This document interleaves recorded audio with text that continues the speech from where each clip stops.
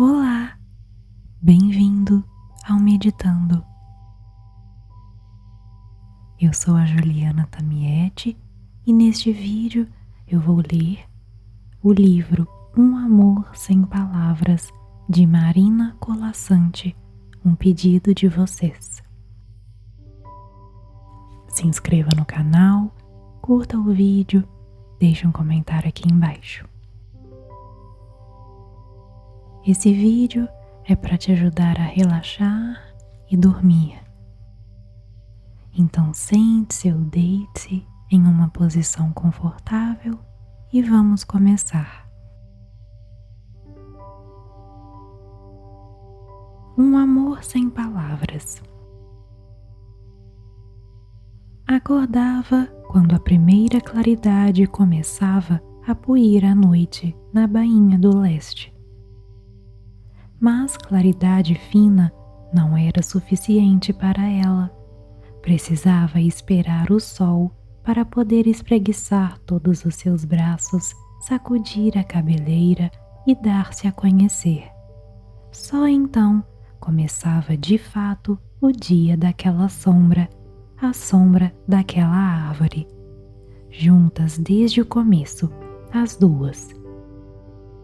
A árvore ainda era muda, pequena, sem tantas garantias de vida, e a sombra já se desenhava magrinha, contando com a resistência da outra para sobreviver. Não vinham do mesmo lugar, porém.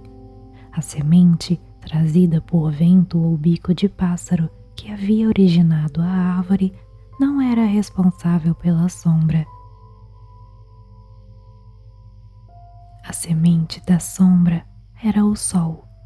Nem ela se prendia às raízes, sequer as conhecia, tão afundadas na terra, sem luz que as duplicasse. Prendia-se ao tronco, disputando com a grama a exata linha em que ele saía da terra, sem fresta ou divisão que se pudesse ver. E a partir do tronco, desde os tempos em que nem de tronco podia ainda ser chamado, aprendera aos poucos seu ofício e sua arte.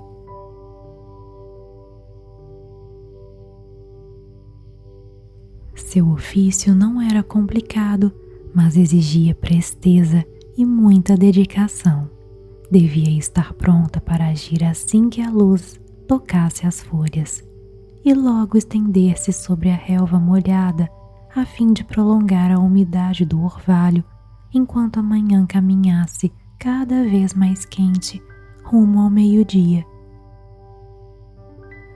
Precisava tomar cuidado para encolher aos poucos e na justa medida, até encontrar-se na hora em que o sol batia a pino bem debaixo da copa. E então trocar de lado e crescer atravessando a tarde. Era essa a parte do seu ofício que mais lhe agradava, esse jeito secreto de estar sempre em movimento, mesmo quando parecia parada.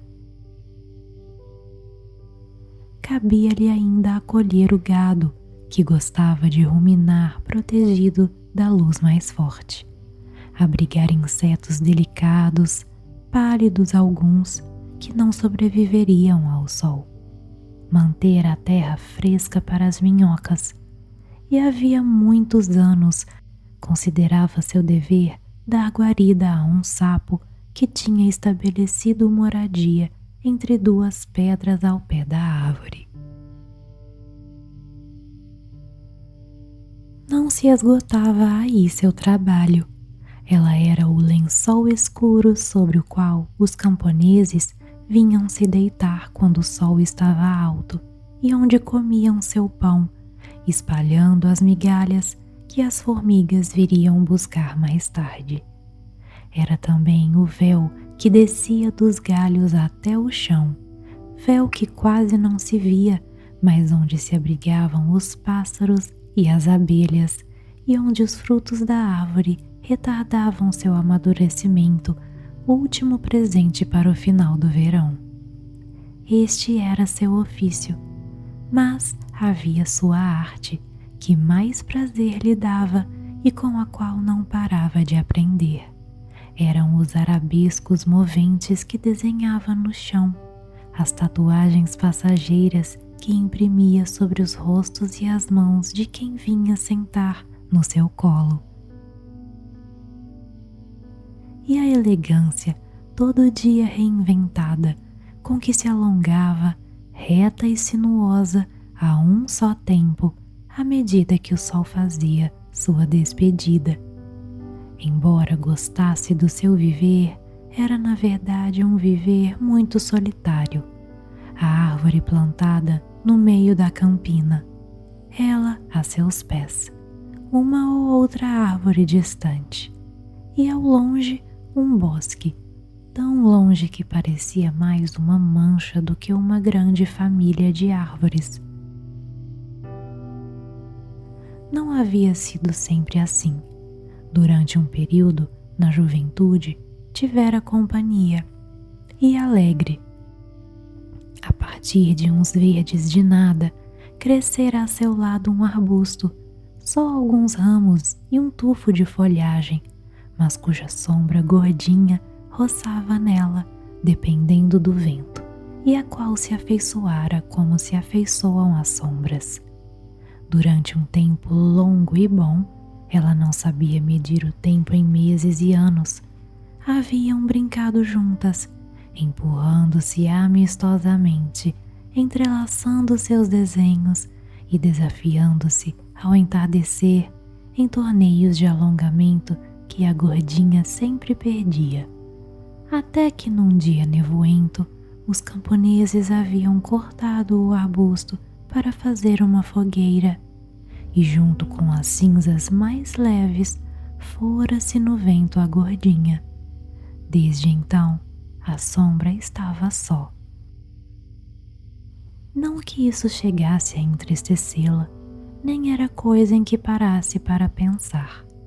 Cumpria suas tarefas com prazer, com alegria até, mas algo lhe pesava, como se sustentasse a folhagem toda da árvore, ou como se com o tempo tivesse ficado mais espessa, mais escura. Vale dizer, a bem da sinceridade, que a sombra trabalhava com afinco, mas não era nenhuma escrava. Tinha muitas folgas. Se o sol empalidecesse atrás de uma neblina qualquer, ela já funcionava a meio vapor.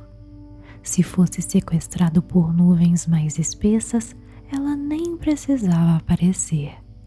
E durante os meses do inverno, quando o vento só trazia chuva e mais vento, podia tirar suas férias sem medo de ser convocada. Foi justamente na volta de uma dessas férias que um sentimento novo a atravessou. O primeiro sol da primavera tinha acabado de chamá-la para traçar sobre a grama o desenho delicado dos galhos ainda nus. E ela tinha tido o capricho de estufar-se, registrando cada um dos minúsculos brotinhos que logo se abririam em folhas, quando, como se alguém o tivesse gritado, seu âmago sussurrou que a árvore não gostava dela.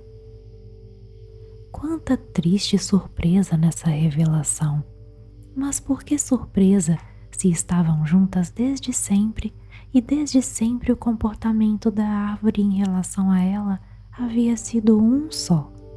Talvez porque nunca tivesse havido antes um dia de primavera exatamente igual àquele, com o mesmo vento frio mordiscando os galhos, a mesma luz morna agasalhando o vento, um dia em que ela, vindo tão só de suas férias e tendo caprichado tanto na reprodução de cada brotinho, de cada bifurcação, de cada detalhe da árvore, esperasse, desejasse tão intensamente um agradecimento, um louvor, um carinho.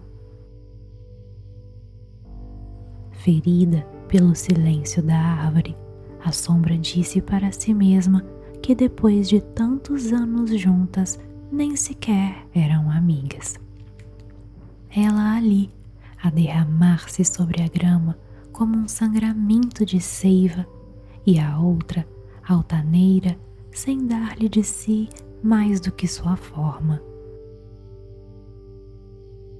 Nunca a árvore havia parado de ondejar para permitir-lhe um pouco de descanso. Crescia, engrossava o tronco, expandia a copa sem pedir licença, exigindo que seu ritmo fosse acompanhado. Comportava-se como se a sombra não existisse, e se porventura olhava para ela, era seu próprio reflexo que procurava, como se admirasse sua silhueta num espelho. A partir dessa constatação, a sombra não achou mais graça em nada. Parou de desenhar, parou de dançar. Movia-se lenta e preguiçosa, borrava seus contornos, ignorava hóspedes e visitantes. Em vez de uma sombra gentil, parecia ter se tornado uma poça de tinta. Tão pesada estava que por pouco os insetos não se viam presos nela, como em uma teia, e não se vergavam os galhos arrastados por aquilo que antes havia sido um véu. Mas a tristeza pesava mais nela do que em ninguém, e sentindo-se esmagar debaixo da sua própria escuridão, decidiu afinal que, a viver ligada a alguém que não a amava, era preferível partir.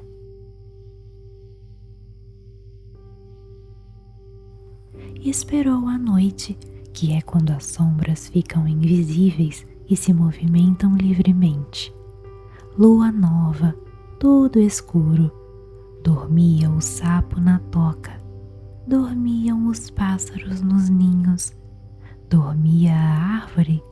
A sombra não tinha como saber. Sabia apenas que, mesmo acordada, não prestaria atenção nela.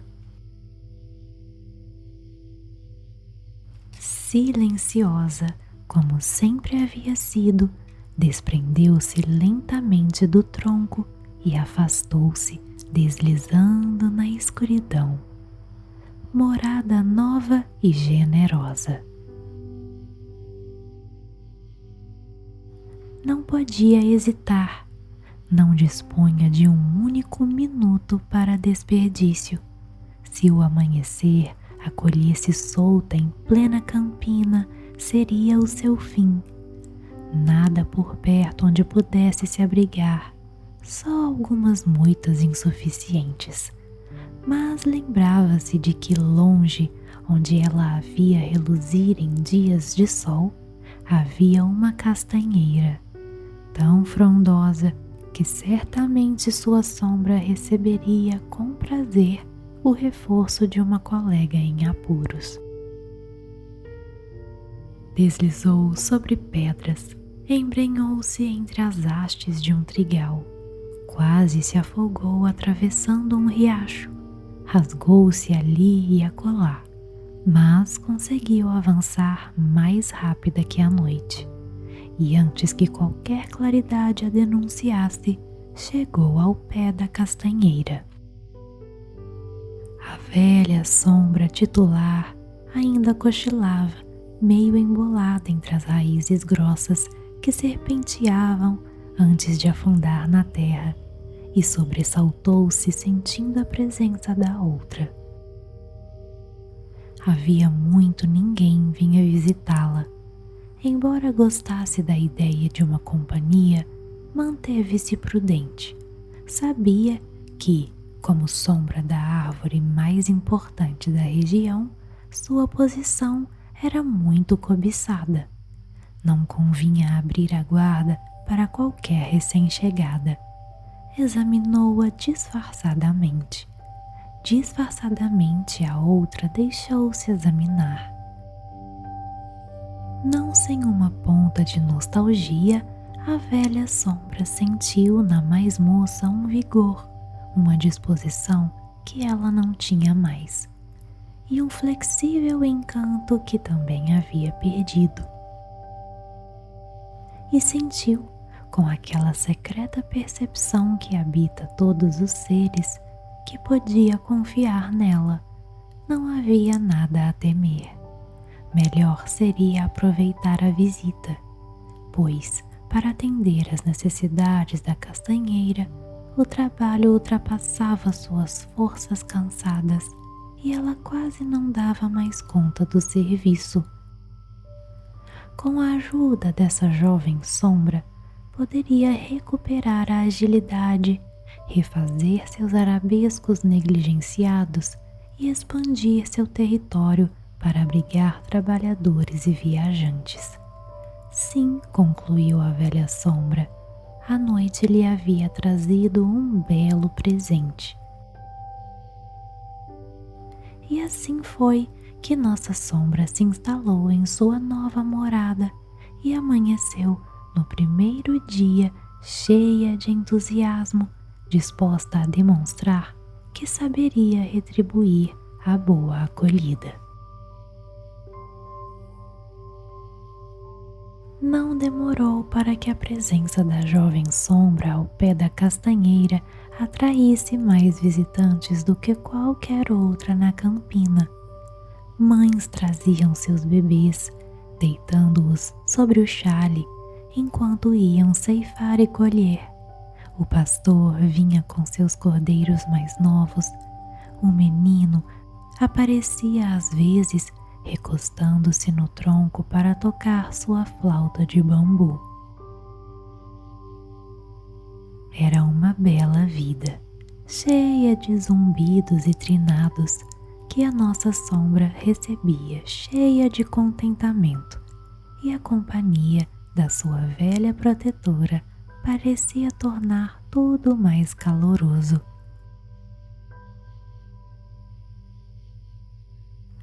Relato de boca em boca.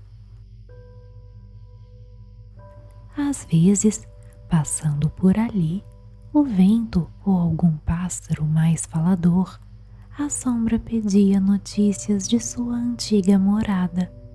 Contaram-lhe no outono que a árvore, despida de suas folhas, parecia tremer mais do que o esperado e que o tronco, saindo da terra sem enfeite ou apoio de sombra, havia se tornado esquálido como um poste. Soube assim que nenhuma outra sombra tinha ido ocupar o seu lugar junto àquela ingrata, e sem saber bem porquê, alegrou-se. Com a chegada da primavera, uma brisa lhe disse que a floração da árvore não havia sido tão farta e que a copa parecia mesmo um tanto emagrecida. Voltando, no verão, confidenciou-lhe que as raízes sofriam com o calor, pois não havia mais quem as protegesse, e que o sofrimento das raízes se refletia nos frutos, pequenos e de pouco sumo. Já no fim da estação, inteirou-se por um sopro de que não tinha havido nenhum fruto tardio, como os que ela costumava guardar nos seus recantos mais frescos para atrasar-lhes o amadurecimento. O outono veio. Alguns grilos retardatários crocitaram que os insetos não procuravam mais aquela árvore esturricada. 2 pastores comentaram que o gado havia deixado de abrigar-se debaixo dos seus galhos e que sem gado faltava adubo e que sem adubo não haveria fruto nenhum no ano próximo. Alguém disse também, mas certamente não foram os pastores, que as minhocas, fugindo do calor, tinham mergulhado fundo na terra, deixando de perfurá-la perto da superfície, e que a chuva já não encontrava solo fofo para penetrar.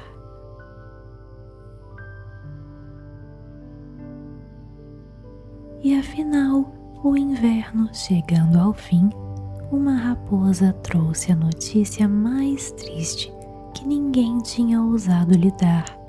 O sapo, o velho sapo da toca das pedras, sem sombra para se proteger e sem força para partir, havia morrido ainda durante o verão.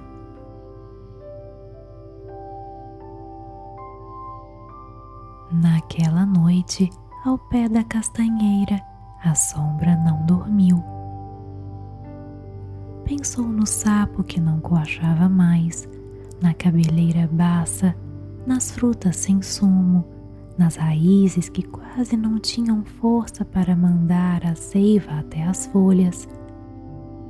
E sentiu que, mais que pensar, sofria. E sofrendo e pensando, deparou-se com a possibilidade de que, embora em silêncio, ela e a árvore, a sua árvore, fossem mais amigas do que havia acreditado, pois ali estava ela, penalizada pela sorte da outra, e talvez a outra, no mesmo silêncio da mesma noite, estivesse lamentando a sua ausência.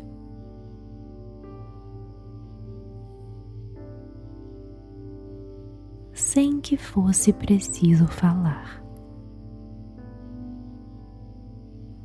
De manhã, quando as mães vinham chegando com os filhos, agora enrolados em pesadas mantas, a sombra comunicou à sua velha hospedeira que, apesar da acolhida generosa, teria que deixá-la. Esperaria a próxima lua nova. Até lá, a companheira teria que arranjar outra ajudante, pois, embora gostasse tanto de viver junto à castanheira, tinha um dever de amizade a cumprir. A lua cheia minguou, fez-se nova, apagando o céu. E estando o céu bem apagado, a sombra agradeceu mais uma vez, despediu-se, começou seu deslizar. Deslizou no riacho, deslizou no trigal, agora sem hastes e já semeado. Deslizou sobre as pedras, rasgou-se um pouco acolá, um pouco ali. Porém, novamente, conseguiu avançar mais rápido que a noite, e antes que o dia chegasse, viu-se aos pés de sua árvore. Dormia a árvore? A sombra não tinha como saber. Silenciosa como sempre havia sido, prendeu-se na base do tronco, naquela casca escura que conhecia tão bem, e cheia de ansiedade, como uma principiante, esperou que o sol jorrasse por cima do horizonte. Foi o primeiro ouro derramar-se na manhã e ela derramou-se na campina, leve, bailarina, bordou em escuro as curvas de cada galho, as manchas das poucas folhas secas que haviam resistido a tantos ventos e que em breve cairiam para dar lugar às folhas novas.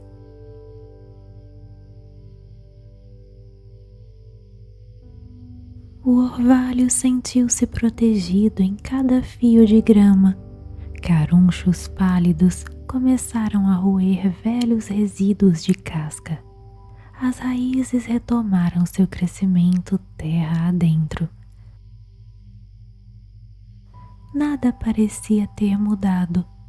A árvore ondulou seus galhos e se olhou para a sombra.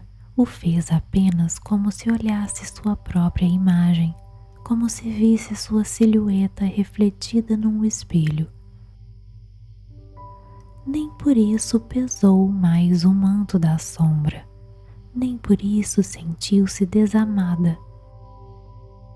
Assim são as coisas, pensou com a compreensão que tinha ido buscar tão longe. Era da natureza da árvore voltar-se mais para o céu do que para a terra. Era da sua natureza de sombra estar colada no chão e ocupar-se de pequenos seres. Era da natureza de ambas viverem assim lado a lado, sem trocar palavra, e talvez fosse da natureza do amor existir mesmo sem palavra alguma. Tão doce era esse pensamento que por instantes a sombra esqueceu seu trabalho, mas um sopro de vento enredou-se na árvore, descompôs os desenhos que ela já havia traçado e, ao rearrumar-se, percebeu que a ponta de um galho inchava em leve protuberância. Era a primavera anunciando sua chegada. Em breve teria muito o que fazer, pensou a sombra, aquecida de contentamento. E como se fosse um beijo, depositou uma tatuagem no dorso do jovem sapo que vinha vindo.